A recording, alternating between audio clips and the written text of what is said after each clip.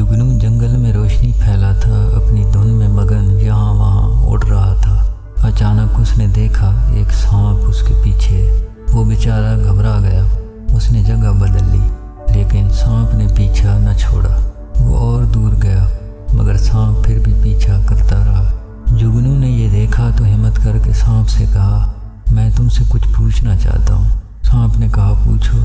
جگنو نے کہا، تم میرا پیچھا کیوں کر رہے ہو؟ سانپ نے ہنس کر کہا، میں تمہیں کھانا چاہتا ہوں۔ جگنو نے حیرت سے کہا، کیا میں تمہاری خوراک ہوں؟ سانپ جگنو تو نہیں کھاتے۔ سانپ نے کہا، ہاں، عام طور پر جگنو ہماری خوراک نہیں ہوتے۔ جگنو نے کہا، پھر تم مجھے کیوں کھانا چاہتے ہو؟ سانپ نے کہا، کیونکہ مجھ سے تمہاری روشنی برداشت نہیں ہوتی۔ جگنو کو یہ سمجھانا بہت مشکل ہے کہ وہ روشنی نہ دے، یہی روشنی اس کی زبان ہے۔